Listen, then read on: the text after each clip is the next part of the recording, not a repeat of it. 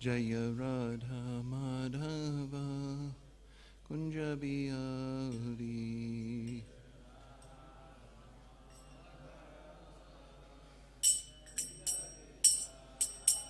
Jaya Radha Madhava Kunja Bihari.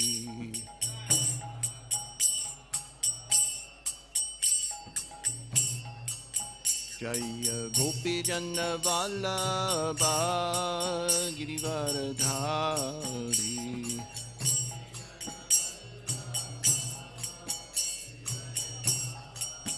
Jaya Gopi Jana Vallabha Girivaradhari.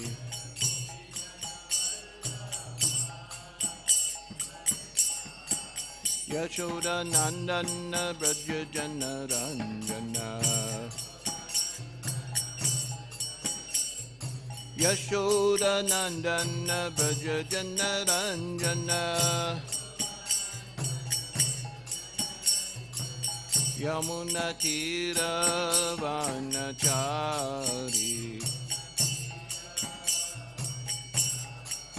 Yamuna Tira Vanachari. Jaya Radha Madhava Kunja Bihari.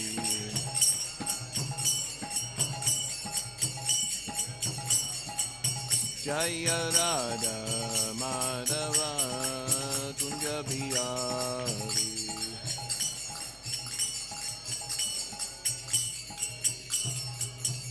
Jaya Gopi Jana Vallabha Girivaradhari.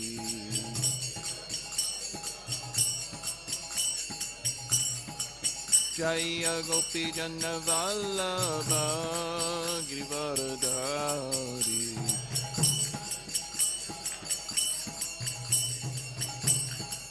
Yashoda Nandana Braja Jana Ranjana. Yashoda Nandana Braja Jana Ranjana. Yamuna Tira Vanachari. Yamuna Tira Vanachari. Jaya Radha Madhava Kunja Bihari.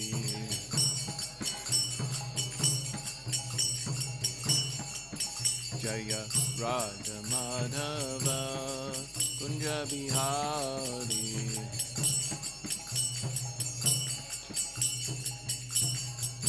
Jaya Gopi Jana Vallabha Girivaradhari.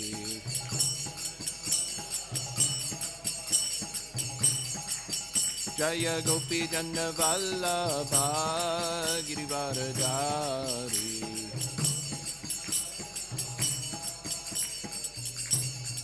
Yashoda Nandana Braja Jana Ranjana. Yashoda Nandana Braja Jana Ranjana. Yamuna Tira Vanachari. Yamuna Tira Vanachari. Hare Krishna, Krishna Krishna, Hare Hare, Hare Rama, Rama Rama, Hare Hare.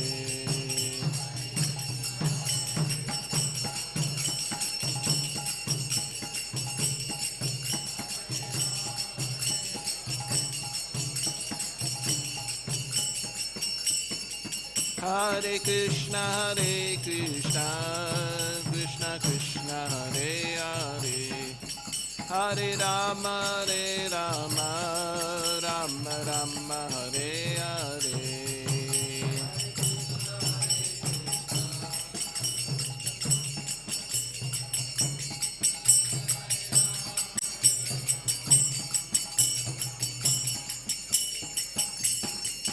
Hare Krishna, Krishna, Hare Krishna, Krishna Krishna, Hare Hare, Hare Rama, Hare Rama, Rama Rama, Hare Hare.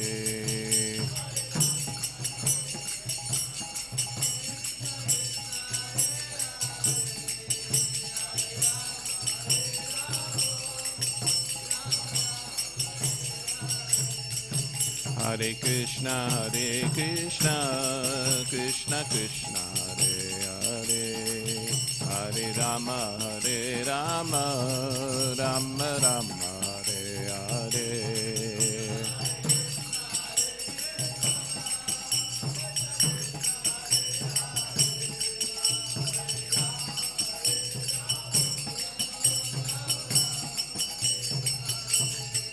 Hare Krishna, Krishna Krishna, Hare Hare, Hare Rama, Rama Rama, Hare Hare.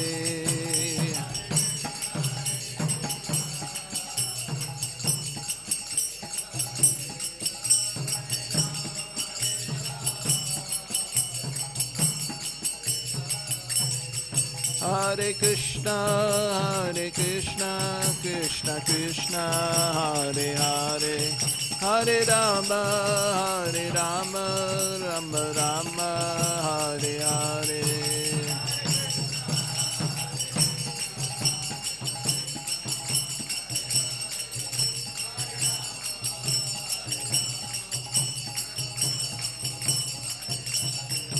Jaya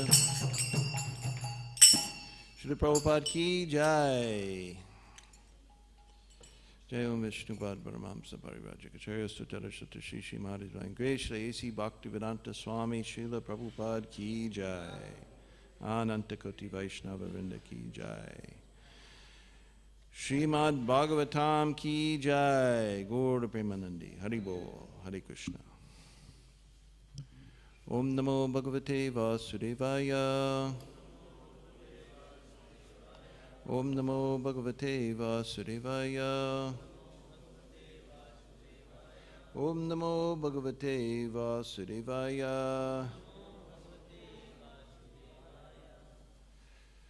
So this is a reading from Śrīmad-Bhāgavatam, Canto 6, Chapter 5, Text 38. Yes, Text 38? Yeah. Okay. Oh, I forgot my glasses again. Hare Krishna. Okay.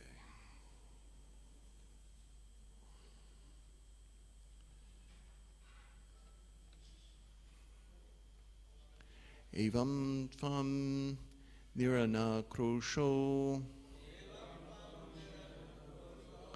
balanam atibhiddarehe parshada maddi charasi yashoha nirapatrapaha evam tvam niranukrosho balanam atibhiddarehe parshada madhye charasi yashoha nirapatrapaha evam tvam niranakrosho balanam atibhiddarehe parshada madhye charasi yashoha nirapatrapaha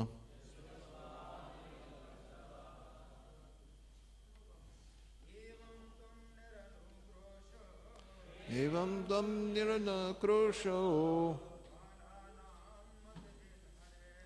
balanam atibhiddarehe parshada madhye charasi yashodha narapatrapaha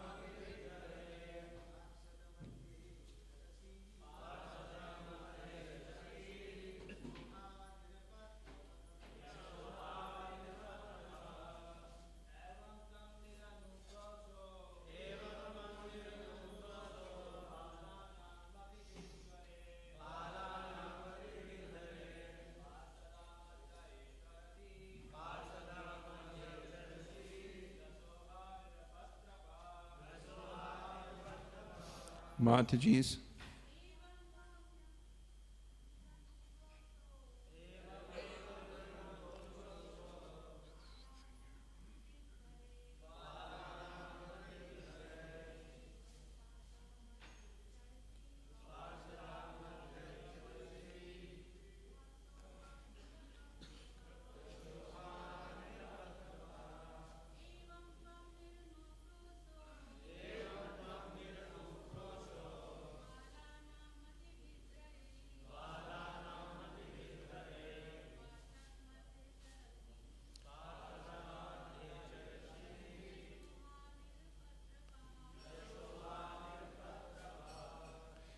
Word meanings: evam, thus; tvam, you, Narada; niranakroshaha, without compassion; balanam, of innocent, inexperienced boys; matibhit, contaminating the consciousness; Hare, of the Supreme Personality of Godhead; Parshada Madhye, among the personal associates; Charasi, travel; Yashaha, defaming the Supreme Personality of Godhead; Nirapatrapaha, although you do not know what you are doing, you are executing sinful activities.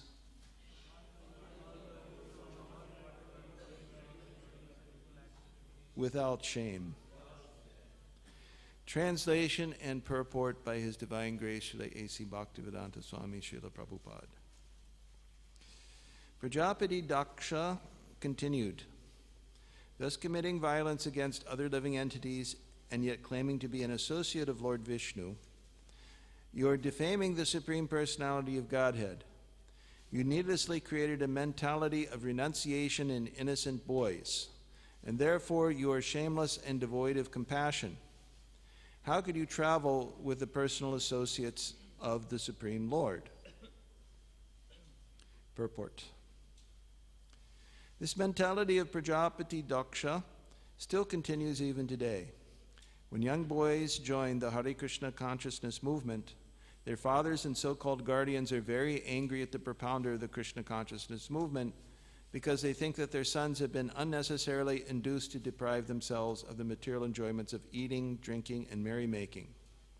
Karmis, fruitive workers, think that one should fully enjoy his present life in this material world and also perform some pious activities to be promoted to higher planetary systems for further enjoyment in the next life.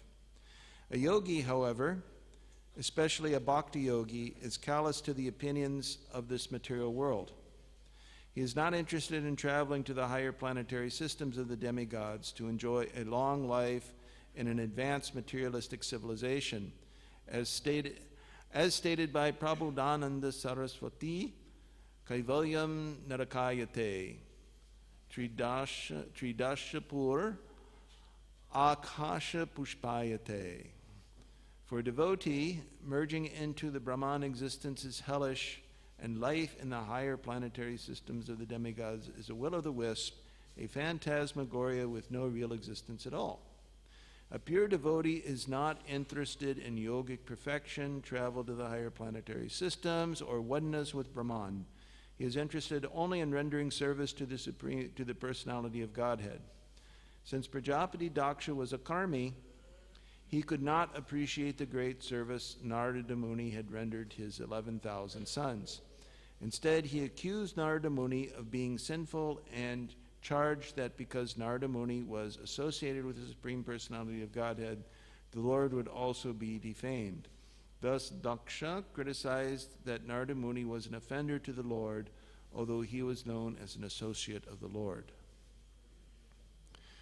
Om Agnantamanandasya Gananjana Shalakaya Chakshurun Militam Yena Tasmai Shri Gurave Namaha Shri Chaitanya Manobishtam Stapitam Yena Bhutale Swayam Rupa Karamayam Dadati Swavadantikam Vandeham Shri Guru Shri Yutapadakamalam Shri Gurun Vaishnavam Shri Rupam Sagrajatam Sahagana Raghunatam Vitam Tam Sajivam Sadvaitam Savadutam Parijana Sitam Krishna Chaitanya Devam Shri Radha Krishna Padan Sahagana Lalita Shri Vishakanvatam Shah Namo Om Vishnu Padaya Krishna Prasaya Bhutale Shmati Bhakti Vedanta Swaminiti Namane Namaste Sarasvati Deve Gauravani Pacharane Nirvishesha Shunyuvari Paschatya Deshtarane Namo Mahavadanyaya Krishna Prema Pradayate Krishnaya Krishna Chaitanya Namne Gurudvishe Namaha Pancha Tattvatmakam Krishnam Bhakta Rupa Surupakam Bhakta Avataram Bhaktakyam Namami Bhakti Shaktikam He Krishna Kuruna Sindho Dina Bandho Jagatpate Gopesha Gopika Kanta Radha Kanta Namostate Jayatam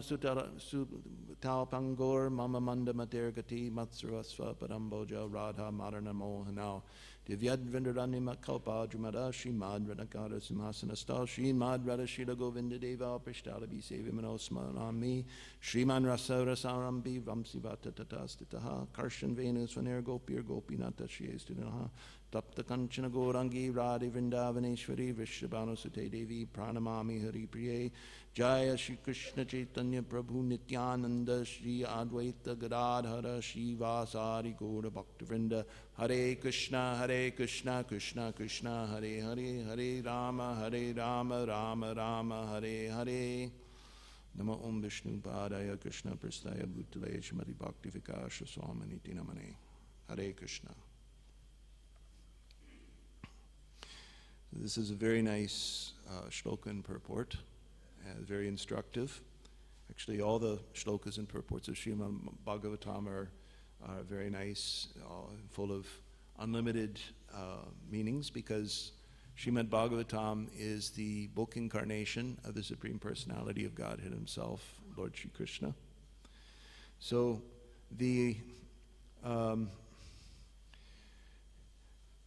so by the mercy of our spiritual masters and all the Vaishnavas, we can take advantage of these instructions. They very kindly made it available and understandable to us, although certainly my own self is very fallen and unable to understand without their mercy. So this is very important here. Now, there's a whole timeline here of why, of what's going on here. So first of all, in a previous life, Prajapati Daksha, who in a previous life he was a Brahmana, he offended Lord Shiva. He committed a great offense against Lord Shiva, and then he committed further offense by allowing his daughter, Sati, to self-immolate and kill herself, without any remorse. So where does all this come from here? So first of all, we talked about Prajapati Daksha here, that he's very upset with Narada Muni now. And now he's committing an offense, another offense against Narada Muni. So it seems that Daksha is committing offense after offense, lifetime after lifetime. We pray that we want to be servant of the Lord birth after birth, but someone like Prajapati Daksha, although also he also worships Lord Vishnu, even gets the darshan of Lord Vishnu, but still he commits offenses.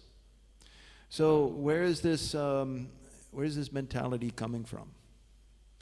So this offensive mentality has its root in the enjoying spirit. So when we all want to enjoy the material world, inevitably we're going to commit offenses. So the connection is not very obvious because we are enjoined that akama sarva kamova moksha kamu darudihi tivrena bhakti yogena yajeta purusham param, that we should, whether we're full of desires, have no desires, or we want moksha, even the desire for moksha, we should worship the Supreme Lord. So yes, we should. However, at the same time, to maintain a material attachment, aside from also being a offense against the holy name of the Lord, is also a very risky. It's also a very risky way of life. Now, why that is that, as we'll see in the 7th canto when we get there, that to maintain a material body or maintain a material attachment, that this is the source of this is the source of all our trouble. So those who maintain material attachments cannot appreciate the glories of the purified transcendental devotees of the Lord. Such persons, because they're on the material platform, they have the material enjoying mentality, they understand, maybe not intellectually, but certainly in their heart, they look at the devotees, and the devotees are happy, they're blissful, transcendentally blissful. And it's a platform of bliss that they're not on. So if you're a greedy man, if you're a poor and greedy man, you envy those who have money. So in the same way, those who are materialists, they see that the transcendentalists and the bhaktas especially are happy despite not having anything. And even happier than the karmis can be, they become envious. So that is the beginning of the offensive mentality that leads to actual offenses and leads to the downfall of the materialist. So in previous yuga, when Prajapati Daksha was Brahmana, and he offended Lord Shiva, what happened was Lord Shiva was sitting in meditation, meditating on the lotus feet of Lord Vishnu. And so therefore, when Prajapati Daksha came into the assembly and he wasn't received properly according to the standard etiquette by Lord Shiva, he thought that Lord Shiva had committed some offense against him, and he was offended, and therefore he cursed Lord Shiva. And then there was this whole back and forth cursing war. And then later, when Sati, he held a great yajna, and then when Sati came to see her family, and she saw that her husband wasn't being respected, she took great offense and decided she was going to kill herself. And Daksha did not intervene because he was so envious. Then for that further offense, he had to he had to lose his head. Literally, his head was cut off. His associates were punished very severely, and he had the head of a goat, because a goat, of course, is not a very pure, is an impure animal. He had to leave his body on account of that on account of that degraded position, and take his birth again. So, wherever you go, they say, your forehead goes with you.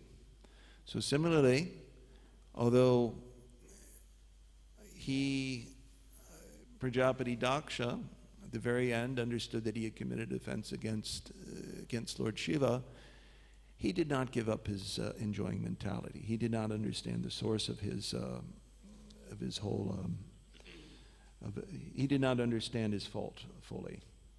And so, therefore, he took birth as Daksha, and although he's still elevated, and still he got the darshan of the Lord, because he had an enjoying mentality, and Lord Vishnu told him this directly. He says, because you have an enjoying mentality, you want to do this service you want to serve me and enjoy sex life at the same time and family life. I give you this service because it's useful, but you and your family and your sons will continue in this life birth after birth. So that's the benediction. So Lord Vishnu is so kind. Some people ask, why does the Lord create this material world? So the reason he creates this material world is that he's trying to fulfill the desires of all living entities. So, Nityo Nityananam Chetanas Chetananam Eko Bahunam Yovidadati Kaman. So the living entities have many, many desires. So some of those desires, some desire to be devotees of the Lord, and some of them desire to be separate from the Lord. The problem is, however, is that because no one can ever be separate from the Lord, they have to be put into illusion. They have to be put into Maya so that they can live a life believing that they are separate from the Lord. So once they're in illusion, again, this illusion, it's arising from kama. It's arising from this enjoying mentality. So, therefore, even here, Prajapati Daksha could not appreciate the exalted position his sons had attained. They had become tapasvis. They had given up this world. They had given up the source of their envy. But their father hadn't. And therefore, this only served to increase the envy of Prajapati Daksha, because he wouldn't give it up. And so therefore he also cursed Narada Muni. So Prajapati Daksha, although officially a Vaishnava, he knows the exalted position of the Lord, and he even, in his better moments, he knows the exalted positions of the devotees. But because he cannot give up, because he won't give up this enjoying mentality, he has to go on from birth after birth after birth, committing offense after offense after offense after offense. Kama esha krodha esha rajaguna samudbhavaha mahashano mahapapmam vidyanam ihivairinam. So this all-devouring sinful enemy of the world is kama, or lust, this desire for sense gratification. So as long as we try to maintain our attachments to this material world, we will necessarily go on committing offenses against devotees. It's inevitable. You can't avoid it. So, many things here. So one thing about the karmis, this is another point about Prajapati Daksha, that he was worshiping Lord Vishnu, but he was worshiping for some material benefit. So at the very best, we call that karma mishra bhakti. That there's some attachment there. There's sakama and there's nishkama. So sakama is when we worship, we want to also get some result. It's like,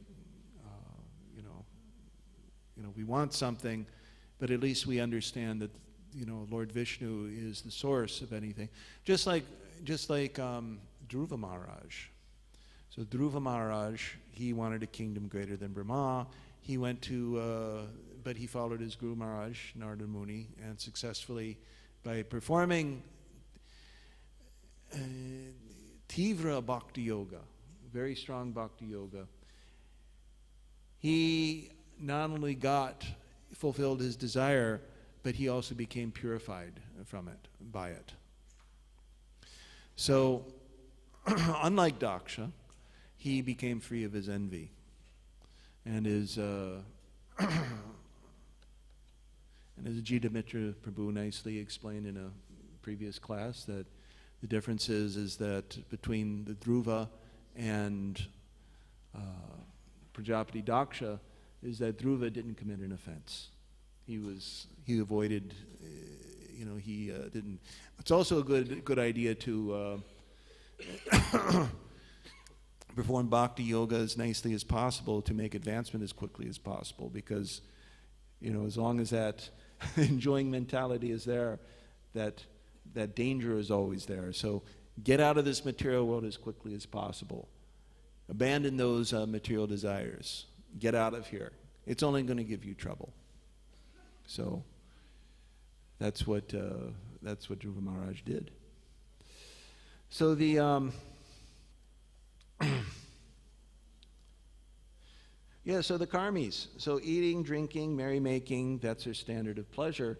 And when someone rejects that, you're not just rejecting eating, drinking, sleeping, and so we might ask, well, why can't these people just leave well enough alone? Let people, if it makes them happy, why not let them do it? Well, because it's a repudiation of their whole way of life. That's why the karmis don't like the devotees. That's why Prajapati Daksha, he doesn't like what Narada did. He doesn't like what his sons have become. It's like, oh, my son's not going to become a doctor, PhD, engineer. He's not going to make a lot of money for me. Or he's not going to make me famous among my friends. You notice how this mentality is all me, me, me, me, me, me. It's all about me. So this question comes up at the beginning of 7th canto of Bhagavatam, that how is it that Hiranyakashipu, a great demon, wanted to kill his son, a great devotee? So the next canto is going to be an extension of this whole kind of discussion, because it just came up, the very end, talks about the hellish worlds were described in the 5th canto, and then the liberation of the Jamil and so forth. Chitraketu Maharaj also comes up here, especially. So we're seeing here that in these narrations we're seeing how many great devotees. We're seeing both the great devotees who've transcended their material desires and how they deal with adversity, how they deal with curses, and we see karmis, although very exalted, how they're unable to transcend their material desires. They stay in this world, and in an awful way. You keep committing offenses against devotees. Eventually, it will.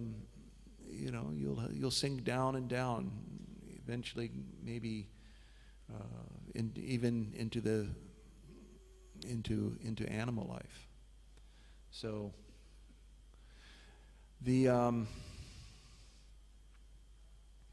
So there are two paths. Vedic literature prescribes two paths. One is the Pravritti Marg, and the second is the Nivritti Marg. So of these two margs, the Nivritti Marg is the superior marg, and the Pravritti Marg is the inferior marg or path. So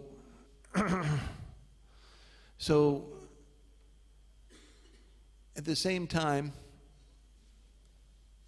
the question arises, is that, okay, we should give up this world, but if everyone gives up this world, then how are we going to get the basic necessities of life?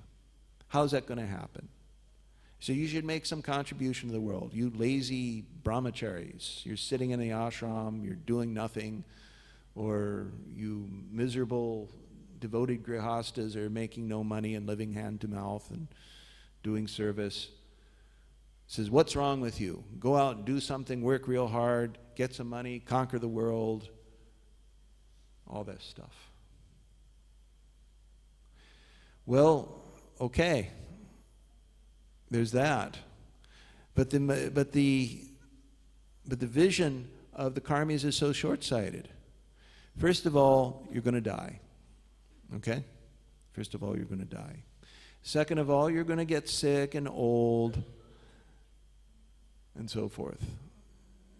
So, janma mrityu jara vyadi. You've got all these problems. So, if you look at the material life, you can see that material life is trying to counteract these problems by material means. So just like you have on the television, they market all these products for coloring your hair, for both men and women, isn't it? So it's just very interesting, the nature of these very interesting is the nature of the material efforts is to perpetuate an illusion as the solution to these problems. Isn't it? It's an illusion. We're going to solve these problems by perpetuating an illusion. That's the standard of material life. So material solutions for spiritual problems. So Srila Prabhupada, there was a nice chapter in a book called Science of Self-Realization called Spiritual Solutions for Material Problems. So Srila Prabhupada gave many different material solutions. I mean spiritual solutions to material problems. What about crime? So he actually went to a police chief in America and had an interview and said, I have some ideas that could help you combat crime. And he says, yes, my dear saintly person, what is your idea? Chant Hare Krishna. So, what's the price? So, you require a little more explanation. Well, the heart's dirty. It has so many material desires. You chant Hare Krishna and you get free of the material desires, and that'll bring down the crime. So, we adore it. And I think the police officer at the time appreciated Srila Prabhupada's exposition. But the karmis, they have the material vision they cannot see. So how can this bring down the crime? They don't understand, and so they're a little disinterested. And why are they disinterested in this? Because they only have material vision. They don't have the faith. Now there are things in this world. This is a very important point to understand. What is the difference between us and the karmis, okay? So the big difference between the devotees and the karmis is that the devotees, they follow the Lord's instructions in their totality. Everything. Whereas the karmis, at best, they're only selective in following the Lord's instructions. And at worst, they're vikarmis. They don't follow the Lord's instructions at all. That's the demons, actually. So the karmis, they're partial. They may have reverence for Vedas. They may have reverence for, officially, for Lord Vishnu and so forth like that. But they're only partial devotees. They only have partial knowledge. So therefore, in Gita, Krishna says, Yam imam pushpatam vacham bravadantyam vipashtita vedavada rata parta nanyadastiti vadanaha. Vedavada rata. That means so-called knower of the Vedas. So how is it someone can be called a so-called knower of the Vedas? How they become so-called knower is that they cherry pick. They actually pick some part of the Vedas, and they understand it in a particular way, but in a way that is not in line with the other parts of Vedic literature. So Krishna is very sarcastic, actually, in talking about them. They say that they think that this is the only goal of life. Kriya Vishesha Bahula Bhogaishvarya Gatim Prati. That they think that the goal of life is bhoga, is enjoyment, to get to heaven. Kamatmanam svaga parda pravadantya vipashtaha. No. Vedavada rata partanyanyadastiti varanaha. Kamatmanam svarga parda janma karma palapradam kriya vishesha balula bhogaishvarya gatim prati. So the goal of the karmis. Now we're not talking vikarmis, we're talking karmis, those who follow the Vedas, but for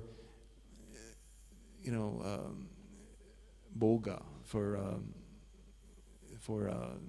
materialistic enjoyment. They only have partial knowledge. So-called knowers. And so Prajapati Daksha was one of these karmis. Srila Prabhupada says it here. He says that he was a karmi. where does he say it? He says eating, drinking. Yeah, karmis, fruitive workers, think that one should fully enjoy this present life in this material world and also perform some pious activities to be promoted to higher planetary systems for further enjoyment in the next life. Since Prajapati Daksha was a karmi, he could not appreciate the great service Narada Muni had rendered his 11,000 sons. So he could not appreciate. He's just like this, Veda Vadarataha. So he's so therefore he learns Vedas, he learns the scriptures, but it's only a partial understanding. It's only a partial understanding. And again, it comes back to the lust, the kama, that according to our desires, we're going to be attracted to a certain kind of faith. So, again, this comes back to our envy, our lust, and if we offend a devotee, there is no hope. There is no hope of actually reaching, becoming free of our lust and greed. So therefore, it's like this desire for material enjoyment. It's like living with a snake in the house. Okay? So, as Chanakya Pandit says, for one who lives with a snake in his house, he's doomed. The snake is going to bite you, eat you. It's going to kill you, poison you. So therefore, a devotee, once he realizes his predicament, he gives up all his material enjoyment. He gives up all the source of his trouble, and actually becomes a serious devotee, just like a Jamil. So a Jamil, he at the very end of his life, after crying out Narayana and hearing this conversation between the Vishnu Dutas and the Yamadutas, he can understand, what have I done? So he gave up his material life immediately, gave up the prostitute he married in his material life, and went and became a serious devotee.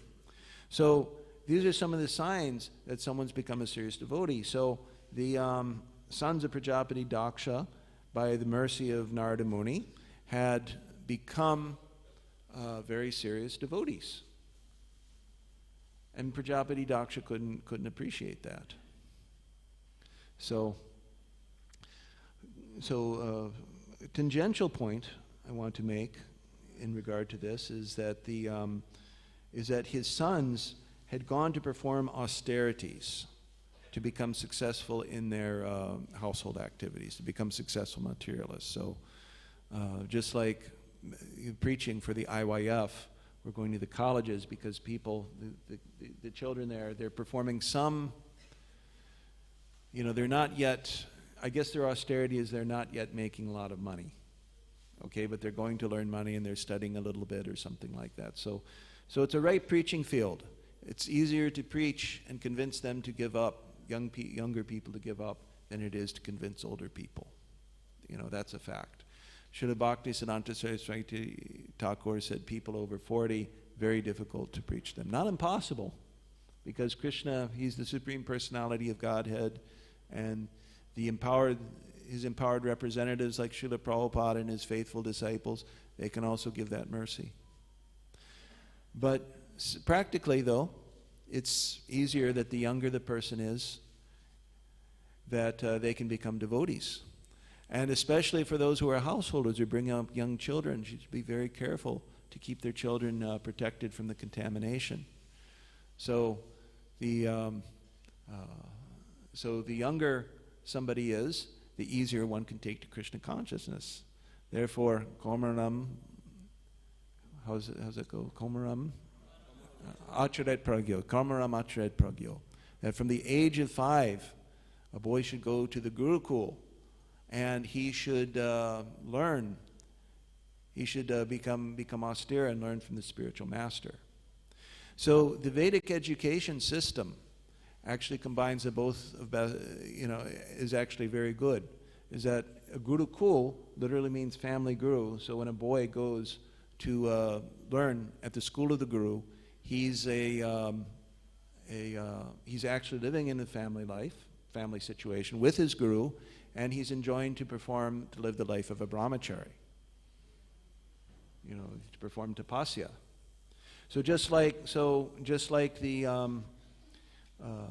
sons of Prajapati Daksha, so they're performing tapasya. So a brahmachari in the Gurukul, he's able to perform the tapasya.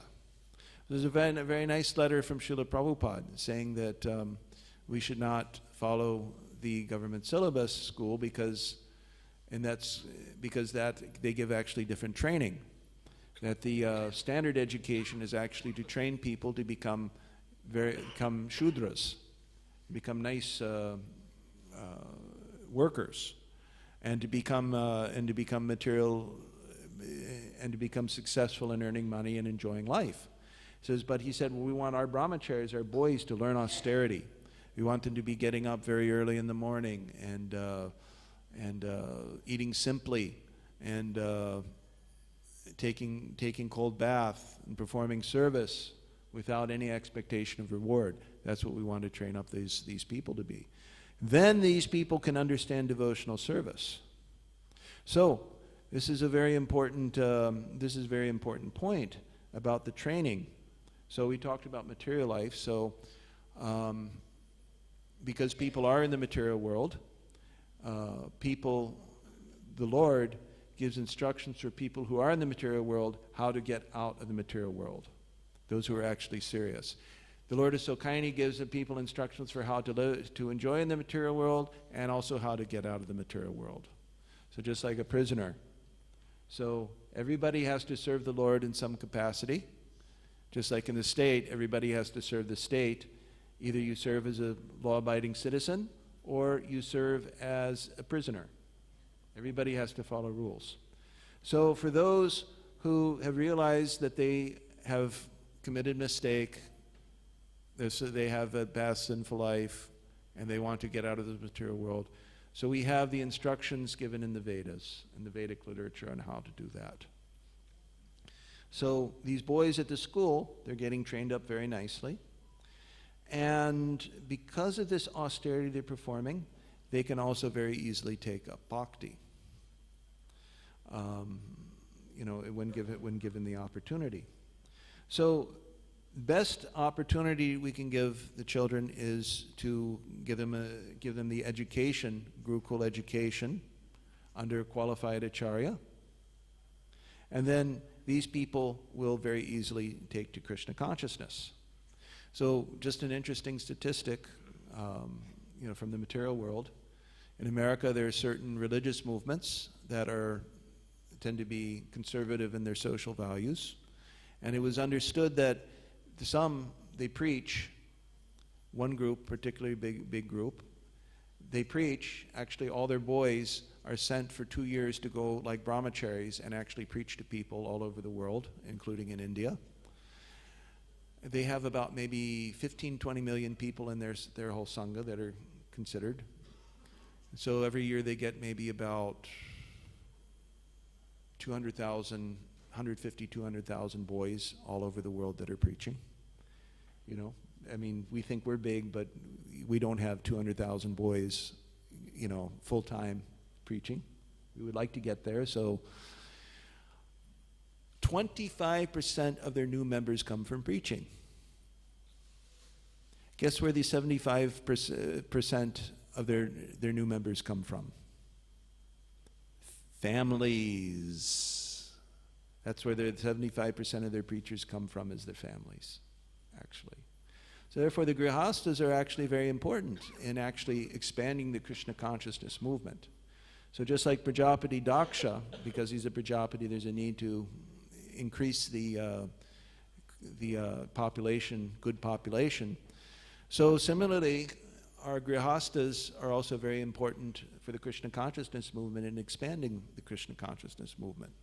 Because in the small boys, the boys can very easily take up Krishna consciousness, even better than the college students that we preach to. it's incumbent upon us to somehow or other give good guidance to the grihastas and help the grihastas also, become, produce nice children and that. So while preaching to the boys, don't neglect the grihastas. It's a very important thing. So, kind of like in terms of like a broader social vision, I just want to take a couple minutes to just let everybody know that there's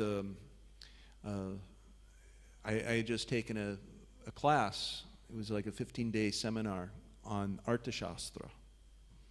So we may understand, why do we need to have anything to do with Arthashastra? This is Dharma, Artha, Kama, and Moksha.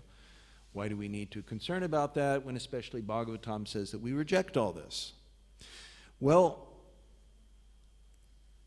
if we look at the programs that as a society we're implementing today, many of these we would call kind of like bridge preaching, okay?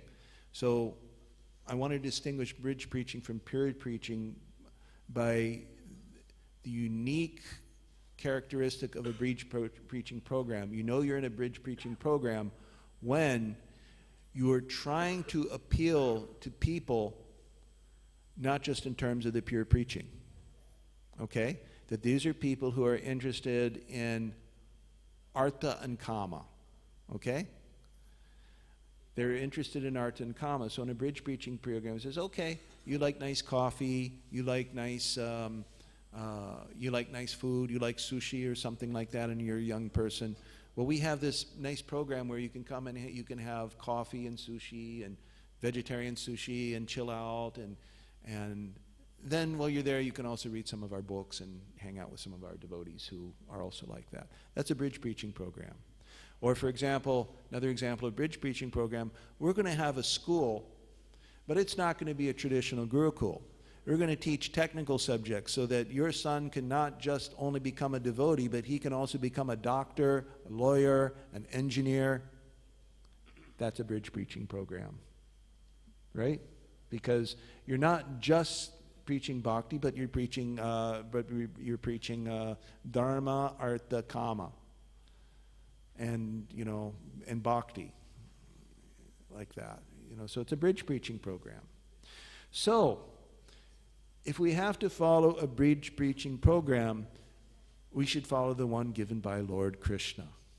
So Krishna also gives us a bridge preaching program. So when he talks about the Vedas, Traigunya Vishaya Veda Nistarguna Bhavarjuna, what are the Vedas? The Vedas are Krishna's, not only Krishna Bhakti is in it, but also the bridge preaching program is in it. So how to connect those two? So anyway, the class I took, it was conducted by Venugopal Prabhu from the Govardhan Bhagavat Mahavidyalaya and Iskcon India Daiva Varnashram Ministry. So he gave, it was supposed to be 10 days, but it went for 15 days because it was a pilot course. But he gave a nice exposition on Kautilya Arthashastra, and Kautilya is Chanakya. And we just went over the first Adhikarana, the first chapter of his work. And what's very typical is in the first chapter that you kind of like make a summary of all the topics you're going to discuss and give everything in brief summary form. It's typical. Let's say Chaitanya Charitamrita is like that. Krishna Das Kaviraj, he gives summaries in each kanda, when he does. Bhagavad Gita, second chapter, is a summary of all the Gita. So Chanakya Pandit also gave summary. And Chanakya, it's very wonderful that going through this, that Chanakya is actually referring to the Vedas, Puranas, he mentions Prahlad Maharaj and everything, and how he's doing it, and all the different authorities on Arthashastra. So the system, just very briefly, the principle of the system is, although you're dealing with dharma, artha, and kama, is that the utility of the system is that at least by by engaging people in their prescribed duties, they're actually not sinful. And it's this quality of actually not being sinful that makes one eligible to actually easily take up devotional service. That's a very important point. So if you try any other system, it's not going to be karma, it's going to be vikarma. So so I just wanted to say that when you're dealing with people who are engaged in dharma, artha, and kama, the tendency, especially in Kali Yuga, is to forget about all those things. You forget about the dharma, you just go for artha and kama, and therefore you engage in sinful activities. But you can't even get artha without dharma. So therefore, you might get something very quickly, but then it goes down. Now, still at the same time, we have to deal with the material world. And so the first Adhikarana of the Kautilya Arthashastra is about Raja Dharma, about basically how to run a society.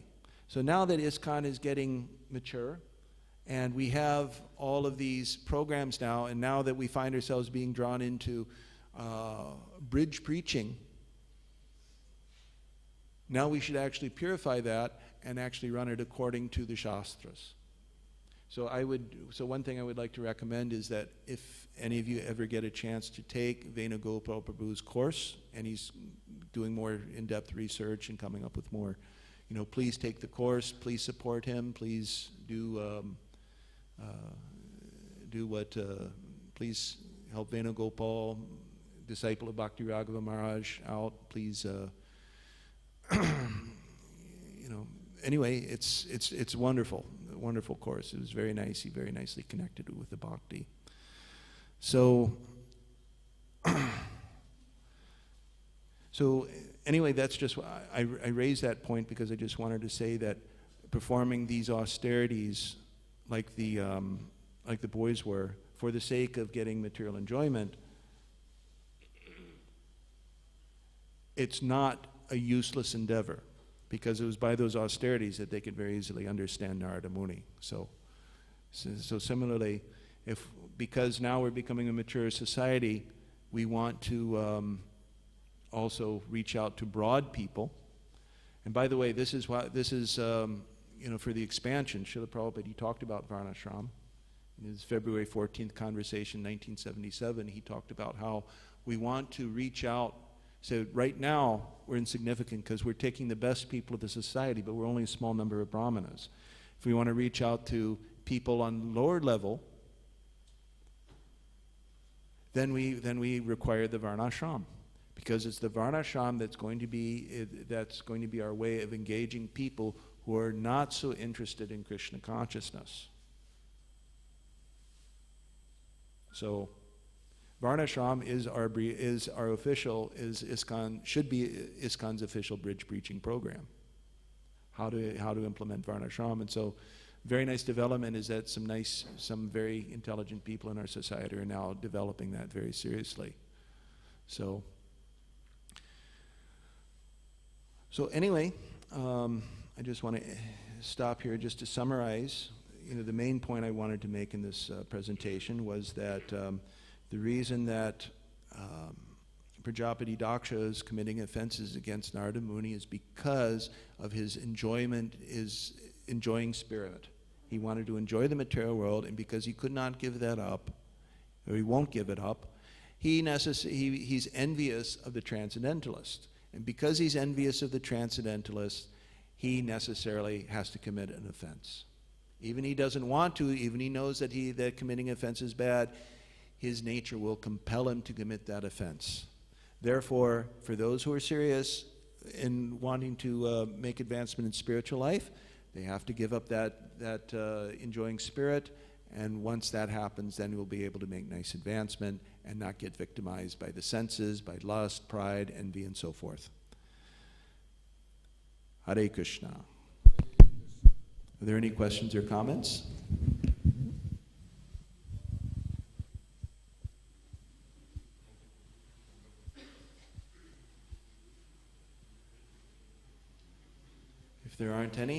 Then I will turn it over to Prabhuji. हरे कृष्णा, धन्यवाद। तो इस श्लोक में दक्ष ने नारद जी के लिए 4 शब्दों का प्रयोग किया है। पहला है निरनुक्रोश। निरनुक्रोश का मतलब है निर्दयी, कि तुम बड़े निर्दयी हो। क्यों निर्दयी हो? 11,000 बच्चों के गृहस्थ जीवन को तुमने नष्ट कर दिया, उनके गृहस्थ जीवन का सुख जो है नष्ट कर दिया, तुम बड़े निर्दयी हो। तो प्रभुपाद भी ऐसे ही निर्दयी थे। तो किसी सन्यासी शिष्य ने प्रभुपाद से कहा कि प्रभुपाद आप मेरे ऊपर बहुत दयालु हैं, आपने मुझे सन्यास दे दिया।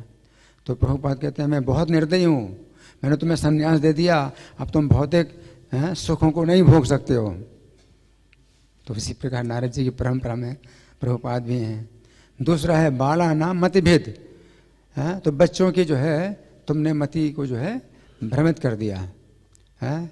तो मैंने उनको गृहस्थ बनने के लिए भेजा था कि तपस्या करो, बाद में गृहस्थ बनोगे, है ना। और तुमने क्या किया, उन बच्चों को भ्रमित कर दिया। तो हमारी वंश परंपरा इसी प्रकार की चली आ रही है।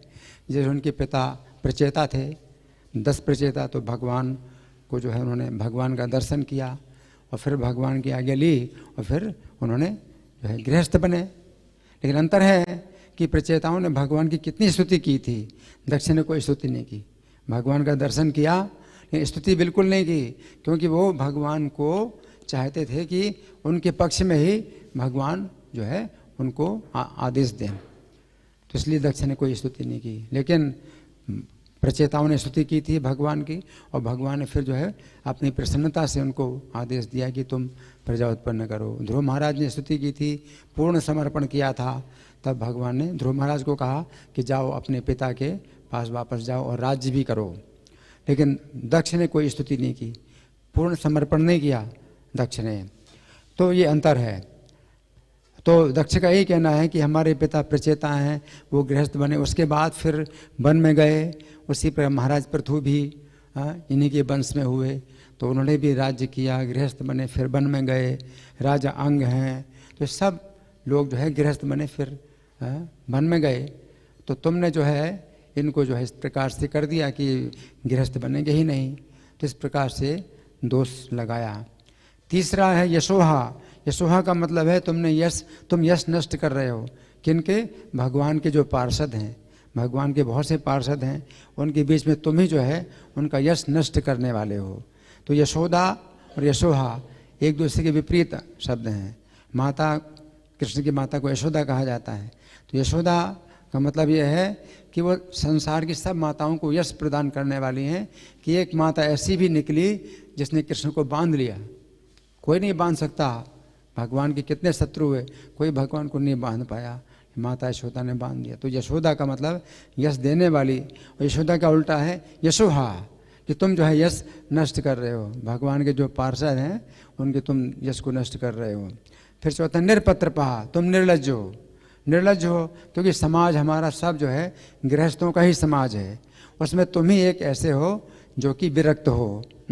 तो ब्रह्मा जी के जितने पुत्र हुए हैं नारद जी के अलावा, जैसे वशिष्ठ हैं तो गृहस्थ बने, भृगु मुनि गृहस्थ बने, क्रतु गृहस्थ बने, अंगिरा, अत्रि, पुलस्त, पुलह, अगस्त, सब ने तो विवाह किया। तुमने ही एकमात्र ऐसे हो जो तुमने विवाह नहीं किया और दूसरों को भी क्या करते हो, विरक्त बनाते हो। तुम निरपत्रप हो, निर्लज्ज हो, है ना। निर्लज्ज ये इतने समाज में सब लोग जो है जैसे चल रहे हैं वैसे तुम भी चलो, तो तुम तो उल्टा चल ही रहे हो और दूसरा सिखा भी रहे हो उल्टा चलना। तो प्रभुपाद को भी किसी व्यक्ति ने इस प्रकार से दोष लगाया। तो प्रभुपाद से उसने जो है उसी तरह से निंदा करते हुए प्रभुपाद के सामने बोला कि आप जितने श्लोक हैं, गीता के श्लोक हैं, भागवत के श्लोक हैं, सब कृष्ण के पक्ष में ही आप व्याख्या करते हैं, भक्ति के पक्ष में व्याख्या करते हैं। तो कुछ श्लोक ऐसे भी हैं जो भोगों के पक्ष में है कि भोग भोगो, स्वर्ग की प्राप्ति करो। तो ये सब जो है वो भी बातें हैं। तुम जो है उनका अर्थ जो है बिगाड़ते हो, अर्थ को नष्ट करते हो, और तुम जो है मतलब हर अर्थ की, हर श्लोक की व्याख्या इसी प्रकार से करते हो। तो प्रभुपाद भी चुप रहे, जैसे नारद जी बिल्कुल चुप, तो दक्ष इतना बोल रहा है, नारद जी बिल्कुल चुप। तो प्रभुपाद भी बिल्कुल चुप रहे और वो प्रभुपाद को डांट करके चला गया। जब चला गया तो प्रभुपाद अपने पास में बैठे हुए जो भक्त थे उनसे कहा कि मैंने जो किया वो कृष्ण ने जो बताया मैंने वही किया, मैंने क्या किया। तो प्रभुपाद कहते भी कि प्रभुपाद ने कि कृष्ण ने मुझे स्वयं डिक्टेट किया है, पर्सनली डिक्टेटेड है, ये तात्पर्य जो मैंने दिए हैं कृष्ण ने पर्सनली डिक्टेट किया है मुझे। तो प्रभुपाद जो है, लेकिन प्रभुपाद जो है बड़े शांत रहे, बने रहे, धैर्य उनके अंदर, धैर्य प्रभुपाद के अंदर, नारद जी अंदर भी बहुत धैर्य है। क्योंकि दक्ष का एक बिंदु सही है कि मतलब जैसे प्रभु जी बता रहे हैं कि शास्त्रों में दूसरी तरह की भी बातें हैं, है ना। तो मतलब भोगों के संबंध में भी जो है बताया जाता है कि भाई भोगना चाहे तो भोग। और नारद जी के अंदर ऐसी बात नहीं, उदारता है। जैसे ध्रुव महाराज जो है इस बात से जो है बड़े उनको कष्ट है कि मुझे जो है मतलब विमाता ने पिता की गोद से उतार दिया, तो वो जो है बड़ा पद पाना चाहते हैं कि ब्रह्मा से भी बड़ा पद चाहिए। तो नारद जी ने क्या कहा, ठीक है इसके लिए भी भक्ति करो। तो ध्रुव महाराज को भजन करने के लिए आदेश दिया। और श्रीमद्-भागवत में युधिष्ठिर महाराज के राजसूय यज्ञ में भी नारद जी उपस्थित हैं, जबकि वहाँ सब गृहस्थ ही हैं। और नारद जी जो है वर्णाश्रम की जो है पूरी व्याख्या करते हैं, चारों वर्ण और चारों आश्रमों की पूरी व्याख्या करते हैं कि हर आश्रम हर वर्ण में व्यक्ति जो है मतलब सही तरीके से चल सकता है। तो ऐसी बात नहीं है कि नारद जी केवल उनको जो है विरक्त बना दिया। तो दक्ष के जो पुत्र हैं 11,000 पुत्र हैं, उनकी वास्तव में मति शुद्ध हो गई थी, उनके अंदर भौतिक कामना नहीं रही। लेकिन दक्ष का एक प्रेशर था कि तुम्हें गृहस्थ बनना है, उस कारण से वो विचार कर रहे थे कि उनको गृहस्थ बनना है। लेकिन जब नारद जी ने उनको आदेश दिया और उनके हृदय में जो बात थी वो अंदर से जो हृदय के अंदर थी वही नारद जी ने बोला, और वो जो है मतलब पूरी तरह से विरक्त हो गए। तो नारद जी ऐसे नहीं हैं कि कोई व्यक्ति जो है अगर भोगों में अगर आसक्त है तो नारद जी उसको जो है बलपूर्वक विरक्त बनाते हैं। नहीं, नारद जी का कोई बल प्रयोग नहीं है। नारद जी जो है हृदय के अंदर जानते हैं। और दक्ष के जो 11,000 पुत्र हैं वो जो है बिल्कुल शुद्ध हृदय के हो गए थे। अब दक्ष जो है आगे चल करके कन्याओं को उत्पन्न करेंगे। तो नारद दक्ष चाहते थे हमारे पुत्र विवाह करें, तो कन्याएं कौन देगा। लेकिन दक्ष जो है इतने अच्छे प्रजापति हैं, कन्याएं भी जो है बहुत अच्छी उत्पन्न की। तो बहुत से लोग जो विवाह करना चाहते हैं उनको कन्याएं प्रदान करेंगे, आगे चल कर के 60 कन्या उत्पन्न करेंगे। और दक्ष की कन्याएं भी बहुत शुद्ध जो है वो मना स्थिति की होंगी, और उन कन्याओं से फिर संसार की सृष्टि जो है बहुत फैलेगी। तो नारद जी जो कर रहे हैं वो भगवान की जो है इच्छा के अनुसार सब कार्य कर रहे हैं, सही दिशा में कार्य कर रहे हैं। दक्ष न समझ पाए तो नारद जी जो है उनको जो है कुछ बोलते नहीं हैं, सहन कर लेते हैं। तो ये जो है वैष्णवों का जो है ऐसा गुण है। हरे कृष्णा। श्रीमद्-भागवतम की जय।